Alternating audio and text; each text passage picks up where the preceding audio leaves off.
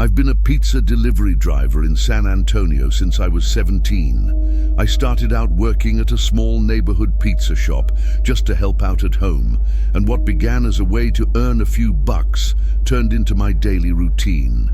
Behind the wheel of my old white Corolla, I've covered nearly every inch of this city, day and night, rain or shine. I thought I had seen it all. But what happened to me one night still haunts me every time I shut my eyes. And the worst part, it didn't just happen once. The story you're about to hear hasn't been embellished or dramatized.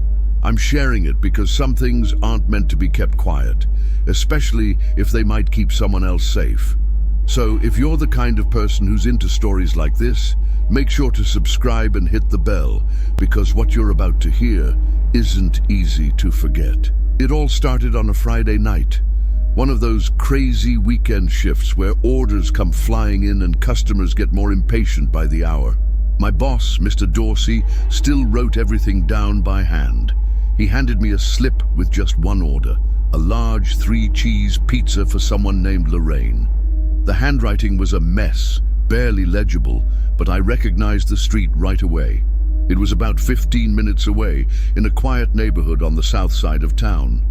I left like usual, slid the box into the thermal bag, got in the car, and queued up my old-school hip-hop playlist. Nothing out of the ordinary. But there was something about that night. I can't quite explain it. The air felt heavier, like something wasn't right. When I got there, the neighborhood was nearly dark. It was around 11:30 p.m. and most houses already had their lights off, except the one listed on the receipt. A small, single-story home with a dim light glowing from one of the front windows. I parked right across the street and grabbed the box. I was heading toward the door when suddenly a woman shouted at me from the house next door.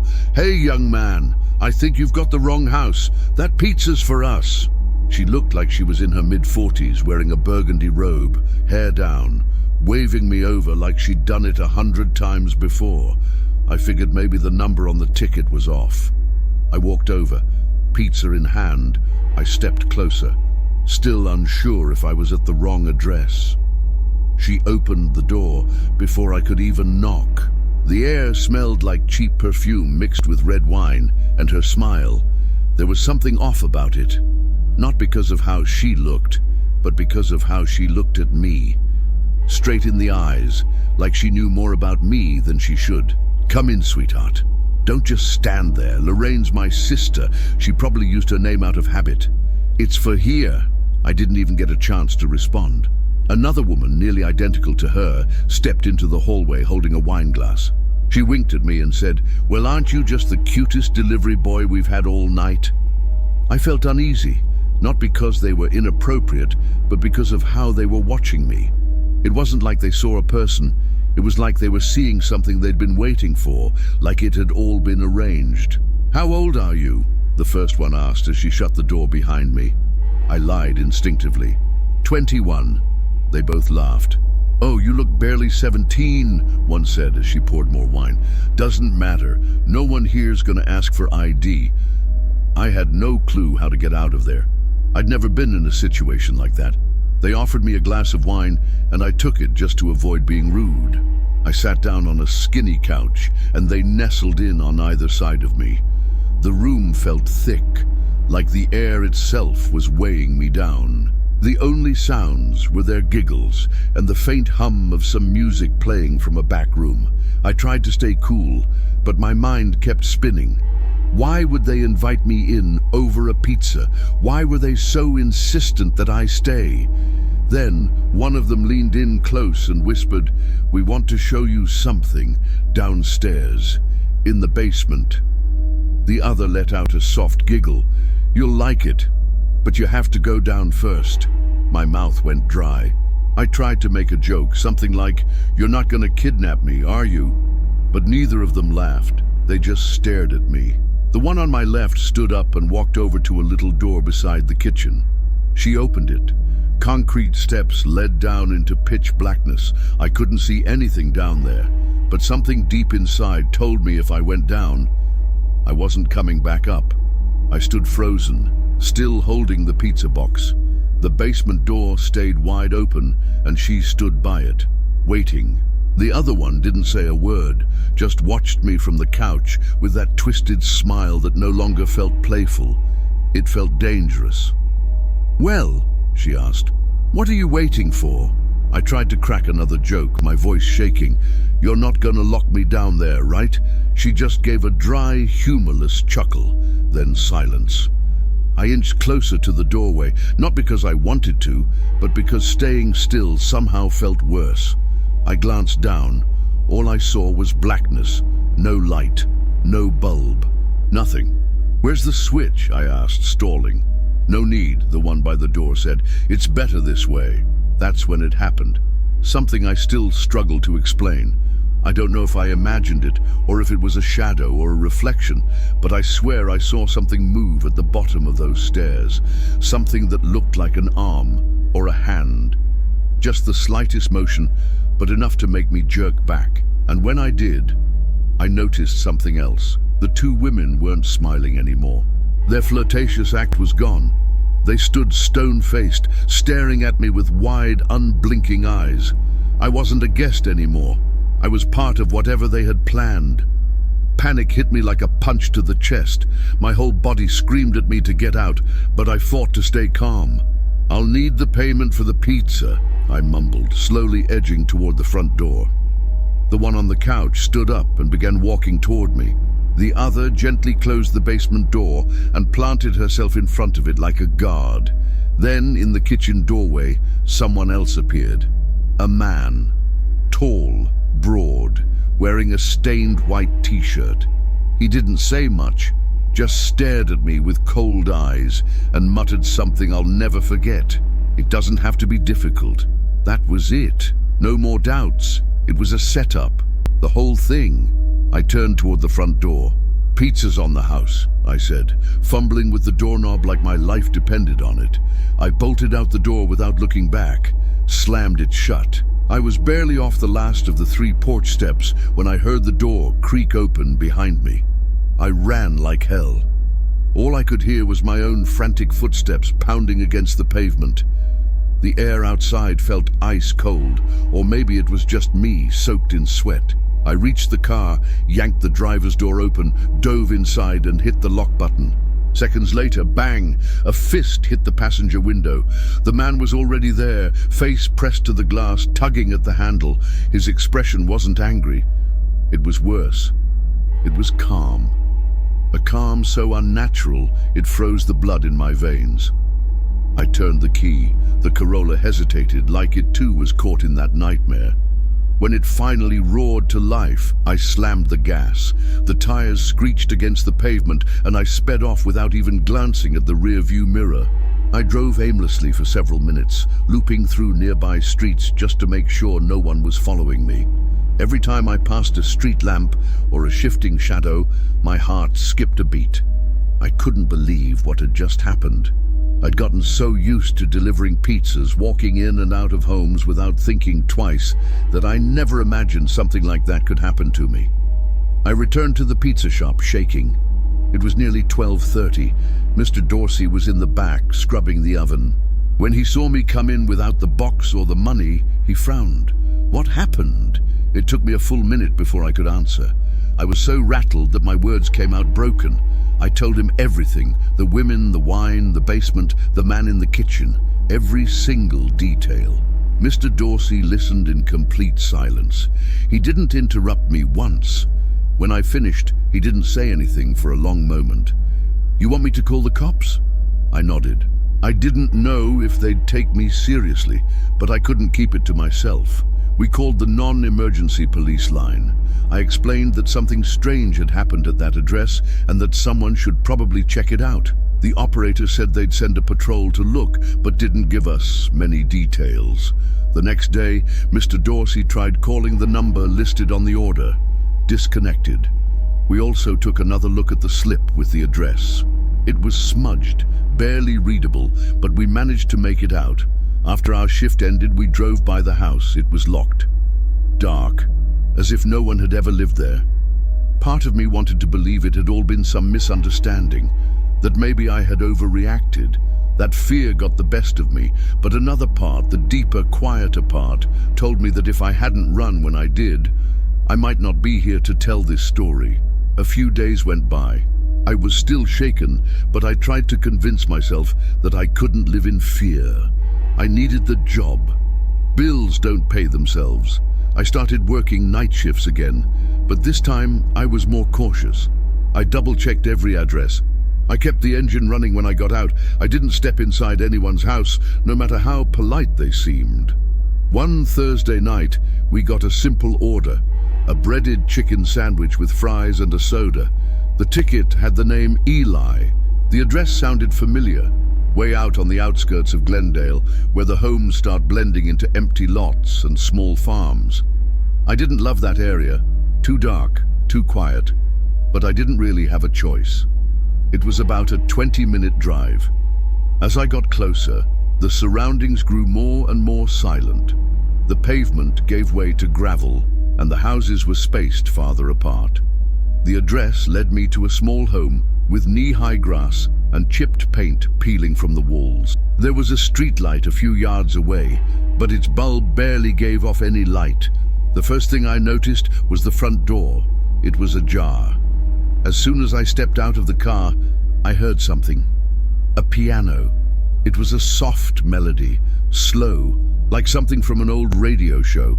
Not a recognizable song, more like someone practicing basic scales. The sound wasn't coming from the front of the house, but from deep inside. I rang the doorbell out of habit, but it didn't work. I knocked with my knuckles. Nothing. I knocked again, then called out politely, "Good evening, I've got your order." The music stopped for a second. Then a man's voice answered from inside, slow and deliberate. "Just bring it in. I'm in the dining room." I didn't move. The hair on my arm stood up. "Could you come to the door?" I asked, not wanting to cross the threshold. "I have trouble walking," he replied, like the excuse was already rehearsed. The voice was rough, emotionless, barely a whisper. I tried peeking inside, but the darkness was thick. The only light came from a small orange glow, probably a desk lamp. The piano started again. Same notes, over and over. I don't know what pushed me to step in. Maybe it was guilt, thinking some old man was struggling to get his dinner. Maybe it was not wanting to feel like a coward again. I crossed the threshold, taking slow steps, still gripping the bag of food. What I found inside wasn't a regular home. It was something else. The air was different in there, not just because of the smell, though that was the first thing I noticed, a strong stench of damp wood, old dust, and something else, like wet soil sealed inside for too long. I closed the door behind me without thinking. I didn't want anyone to know I was there. I walked a few steps into what looked like a living room. The curtains were drawn. The furniture was all draped with old sheets. It looked abandoned. And yet, someone, somewhere in that house, was still playing that piano without pause. "Mr. Eli?" I asked softly, almost hoping for no reply. The music stopped. The silence that followed was so thick I could hear my own heartbeat. I asked again, "Which room are you in? Can you turn on a light?" A few seconds passed. Then the voice came back, this time from a room farther inside. "Just keep going straight." "I'm in the dining room." The tone hadn't changed.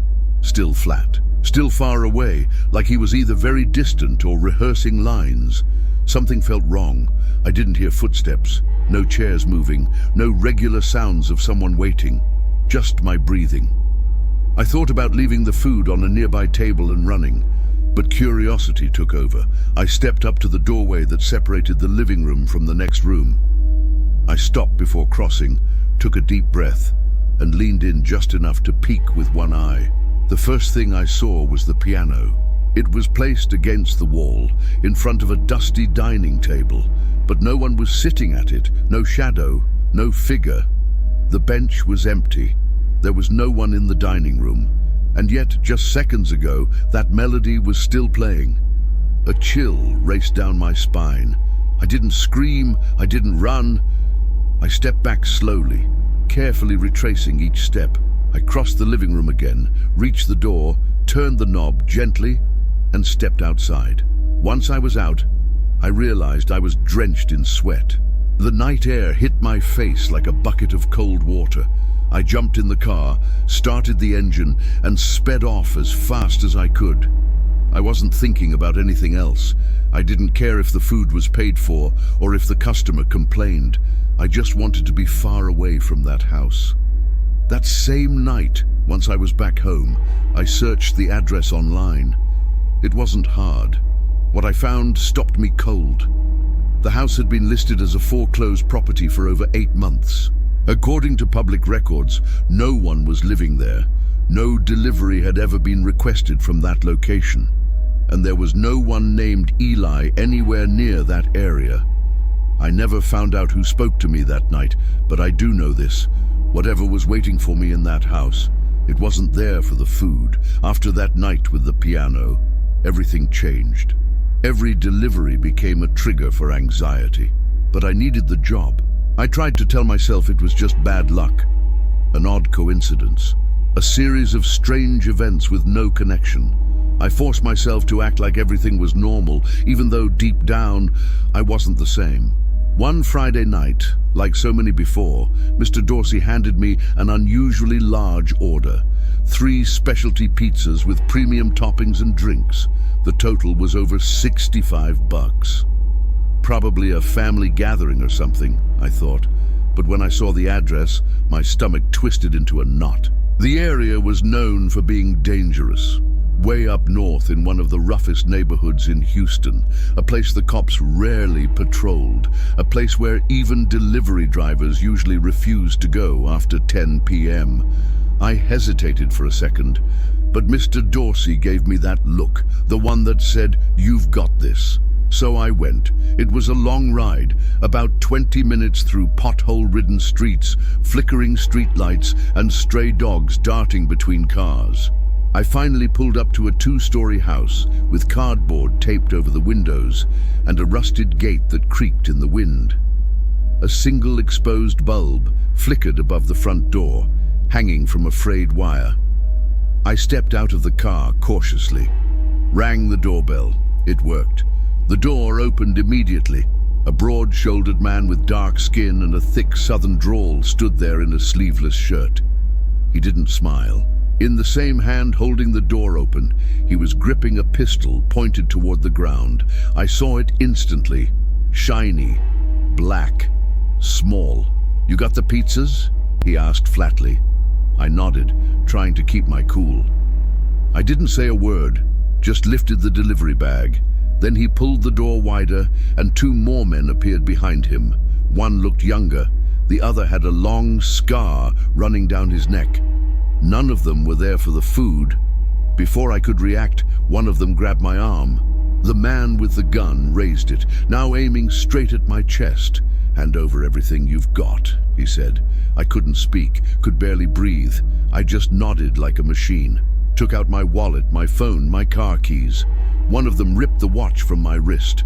Another dug through my wallet and read my ID out loud. "You live in Spring Branch, huh? Don't do anything stupid or we'll pay you a visit." The message couldn't have been clearer. Then they shoved me outside, not violently, just enough to get rid of me. They didn't care if I fell or not. I tripped over the curb and hit the pavement, scraping my knees and dirtying my hands. The door slammed shut behind me, and there I was, alone in the middle of the night, trying to convince myself this was real life and not the beginning of something far worse. I sat there on the curb, legs trembling, palms covered in dirt and blood. Everything had happened so fast, my body couldn't process it. My head buzzed, my stomach churned, my throat felt dry like I'd run a marathon. I looked around. The entire street was deserted. With what little strength I had, I crawled back to my car. Thank God they hadn't taken the keys. I locked myself inside, slammed the door shut, and sat in silence for several minutes. I didn't know whether to cry, scream, start the engine, or stay there forever. The fear didn't just come from the robbery. It came from that last line. "If you do something stupid, we'll visit you." They knew where I lived. I went straight home. It was nearly 2 a.m. My mom was asleep. My dad, Mr. Gilbert, was in the living room watching TV. When he saw me walk in with dirty clothes and red eyes, he jumped up immediately. I told him everything. At first, I tried to downplay it, like they'd just taken my phone. But when I mentioned they'd read my address out loud, his face changed. He didn't let me finish. "We're reporting this right now," he said, pulling out his phone. I explained they'd threatened me, that they said if I said anything they'd come after us. I didn't know if they meant it or if it was just a scare tactic. He looked me in the eye, steady, unshaken. "No one threatens my family, period." My dad wasn't a cop, but he had connections. He called one of them, a retired officer who still had ties to people on the force. He explained everything. Within an hour, a team of officers was organizing a raid on that house. I stayed behind. I couldn't go back near that place. I didn't sleep that night. Every creak of the house, every gust of wind against the window felt like footsteps coming closer. Every shadow in the hallway stretched longer than it should. Every sound from outside made my skin crawl.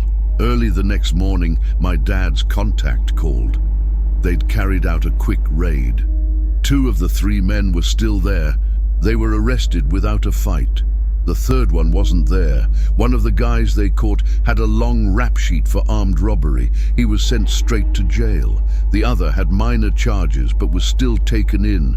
But the third one, the one who pointed the gun at me, gone. He had disappeared without a trace. I knew it was him who read my address. He was the one who stared into my eyes and told me they'd find me. And now he was out there, free. And he knew where I lived. The following days were a blur of paranoia. Even though 2 of them had been caught, the one who scared me most was still out there. The police didn't follow up. My dad kept saying he probably skipped town, but I couldn't believe that. Every night became a battle against insomnia, against the silent fear crawling through every room in our home. My mom pretended everything was returning to normal. She cooked like always, asked if I'd gotten any rest. I always said yes, but inside, rest didn't exist. At the pizza shop, Mr. Dorsey offered to keep me in the kitchen for a while. I appreciated it, but I ended up quitting. I couldn't stay exposed, not after all that. It was a Wednesday afternoon when we got one last update from my dad's contact. During a surprise sweep, they'd recovered a stash of stolen items from the house where the 2 men were arrested. Phones, watches, even IDs from other delivery drivers. One of them had been missing for over a month. No one ever found out if he'd been killed or if he just vanished out of fear. In my case, everything was filed as a robbery with threats. Nothing more. There wasn't enough evidence for a stronger charge. According to the law, what happened to me wasn't attempted kidnapping or aggravated intimidation or even assault with intent. Just another robbery. That legal loophole hit me hardest. I knew what I saw. I knew what I lived. And I knew if I hadn't reacted fast, I might be one of those faces on a missing persons board. But on paper, I was just another delivery driver mugged in a bad part of town. Nothing more than a few lines in a police report. I tried to move on. Found another job, something away from nighttime deliveries or strange doorsteps. I landed a spot at a corner store not far from home. It was dull, low pay, but I felt safe surrounded by shelves and cardboard boxes. What never left me was the feeling of being watched. Not obvious paranoia, something subtler. Sometimes on my walk to work I'd sense eyes on me or hear footsteps I couldn't place. Even at home, with windows shut, I'd wake up startled by noises I couldn't explain. My dad, though he hid it well, was more alert too. He installed cameras, reinforced the gate, changed all the locks. He never said it out loud, but I knew he felt it too. The fear was still there. It didn't matter how many locks we added, because the third man, the one with the gun, he was still out there, and I never forgot him. It's been over a year since that night. I'm no longer a delivery driver. I don't even drive outside my neighborhood after 8 p.m. I've changed everything about my routine. cut ties with anything that reminded me of those late shifts, strange orders and dark doorsteps. But even though I left the streets behind, the fear never really left me. I tried to live normally. I go out with friends sometimes. I laugh, talk about anything except what happened. But there are nights when I wake up drenched in sweat, convinced someone is standing in the hallway. Other times I hear steps in the backyard, and even if it's just the wind or a stray cat, my mind flashes back to that man saying, "We'll visit you." My parents sense it too. My mum doesn't ask if I've healed anymore. My dad still checks the security feed every night, though he'll never admit it. Even the neighbor's dog barks more than usual since it all happened. The strangest thing is that, over time, some details fade. The exact sound of the man's voice, the full face of one of the women in the first house, the piano's melody, it all blurs, like my mind is protecting me from remembering too clearly. But some things never leave. Like the stare of the man outside my window, like the chill of cold steel against my forehead, like the smell inside that house, sealed shut and filled with danger. Sometimes I wonder if I overreacted, if it was really as bad as I remember. But then I walk past a quiet street, see a house with a door cracked open, and my body tightens, ready to run. That's how I know it wasn't a nightmare. It was real. I was there, and I might not have made it out. I've learned to live with it. Not as a scar, but as a wound that never quite closes. Some nights I sleep okay. Others I wake up checking the locks 3 times. It's no longer about the man with the gun, or the strange women, or the piano that played by itself. It's about what they left inside me, the certainty that danger can hide behind any door. And sometimes when I'm alone in the shop staring out the window, I get this feeling that someone's going to show up, not with violence, not with noise, just to stand there watching from a distance. Like saying, "I haven't forgotten your face," and deep down, I haven't forgotten his either. Because there are some things you survive, but never really leave behind.